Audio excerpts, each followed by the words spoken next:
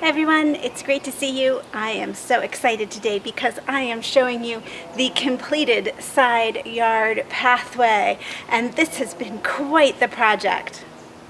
So back over a year ago, this side yard was just gravel.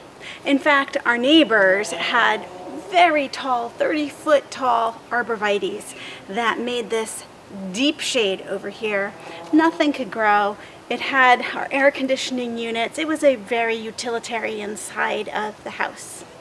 Surprisingly, the neighbors took down those arborvitaes and we started getting sun over here, which meant that we started getting a lot of weeds growing in the gravel, and we decided that we needed to do something here. And loving to garden, of course, the best option was to make this side of the house into a new garden area. And you have followed me to see how we dug up the side here, removed the gravel, put in good dirt, and we have just finished. And I say we in the sense the masons have just finished, and I have enjoyed watching it, putting in this beautiful pathway.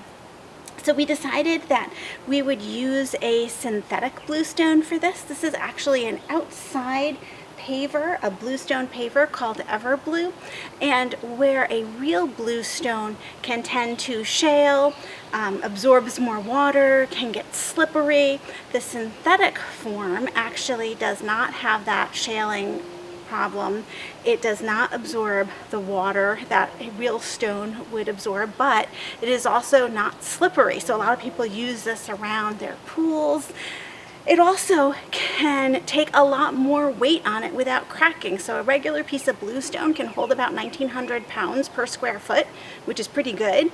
This holds twice that at 3,800 pounds. That's amazing. So it's really, really durable, really, really low maintenance.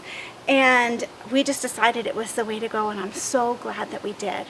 Our masons did a fabulous job here making our pathway wind, and we have a number of perennials coming back that we planted last fall, and I've been enjoying adding to that. So I just wanted to give you a quick tour now of the pathway all the way up to our gate. We have our beautiful rhododendron in bloom that just sort of hangs over the fence there. And then if you come this way, over here the pathway goes to our deck. There's a little piece there that we're going to reseed come fall, but it continues so beautifully, and you can see our climbing hydrangea is just about to bloom, which we love. And then we added this little area. It was already here in gravel that I can put a bench maybe later, or some other type of seating area here in the shade will be just beautiful. I have to point out the window boxes. These were hit hard by the rain yesterday, but the pansies, once they perk up, they are just overtaking these window boxes. Usually I pull the pansies by this time of year. However, I think I'm going to leave them a little bit longer.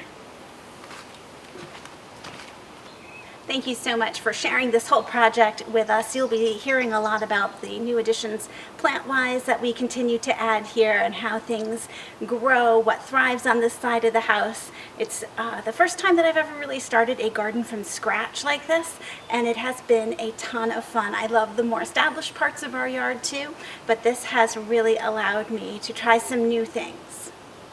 Please take a moment to like and subscribe. I really enjoy bringing these videos to you. Thank you so much for joining me, and I'll see you in the next video.